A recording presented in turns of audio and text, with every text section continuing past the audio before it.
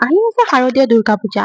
এইবাৰ নৱৰাত্ৰি আৰম্ভ হৈছে 22 ছেপ্টেম্বৰ সোমবাৰ পৰা আৰু এইবাৰ নৱৰাত্ৰি 9 দিনৰ নহয় বল্কি 10 দিনৰ। গতিকে আপোনালোকে মা দেৱী দুৰ্গা 10 মহাবিদ্যাক যদি পূজা কৰিব পাৰে তেনেহলে খুবেই ভাল। এইবাৰ মা গজে আগমন অৰ্থাৎ হাতীত আহিব এইবাৰ মা ভক্তসকলক আশীৰ্বাদ দিব বাবে। হাতী আগমনটো খুবেই শুভ বুলিব পাৰি, যিহেতু সুখ সমৃদ্ধি আৰু শান্তি লৈ আহে। অন্ন ধন আৰু কৃষকসকলৰ বাবেও বহুত ভাল বুলিব পাৰি। ইকনমিক গ্ৰোথ হোৱা দেখা যায়, লগতে বৰষুণো বহুত পৰিমাণে হোৱা দেখা যাব। খেতি বাতিও বহুত ভাল দেখা যায়, মানুহৰ মাজত সুখ সমৃদ্ধি আহিব, টকা পইচা আহিব।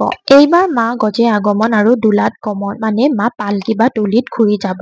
এতিয়া কিছু লোকৰ প্ৰশ্ন থাকে যে মা ভাগৰ বাহনটো সিংহ হয়, তেনেহলে তেওঁ গজত বা পালকিত বা ঘোঁৰাত কেনেকৈ আহিলে। এইবিলাকৰ বিষয়ে অলৰেডি আমাৰ শাস্ত্ৰ ভাগৱত বা জ্যোতিষাস্ত্ৰ বা আপোনাৰ কালিকা পুৰাণত অলৰেডি লিখা থাকে। তাত উল্লেখ আছে যে যি বাৰৰ পৰা নৱৰাত্ৰি আৰম্ভ হব সেই বাৰটো ধৰিয়ে আমি গম পাব পাৰো যে তেওঁ কিহত আগমন বা গমন কৰিছে। যেনেকৈ দেওবাৰ বা সোমবাৰ হলে গজে আগমন বা গমন, আৰু যদি মঙ্গলবাৰ বা শনিবাৰ হয় তেতিয়াহলে ঘোঁৰা, বুধবাৰ হলে নাও, আৰু থাৰ্ছডে বা ফ্ৰাইডে হলে দলি বা পালকি। যিহেতু মা দোলাত অৰ্থাৎ পালকিত গমন কৰিব, দেখা পোৱা যাব যে কিছু লোকৰ হয়তো অসুখ বিসুখ বা বেমাৰ আজাৰ বা কষ্ট পাব পাৰে। গতিকে নিজৰ হেল্থৰ ওপৰত ধ্যান ৰাখক আৰু নিজৰ হেল্থটো ভালে ৰাখিবলৈ চেষ্টা কৰক। যদি আপোনালোকে জানিব বিচাৰে নৱৰাত্ৰি ঘট স্থাপন কেনেকৈ কৰিব আৰু ঘট স্থাপনৰ সময় বিধি কি হয়, তেনেহলে মোৰ পেজটো ফলো কৰি লওক যাতে আপোনালোকে নতুন নতুন আপডেটছ পাই থাকে। Thank U.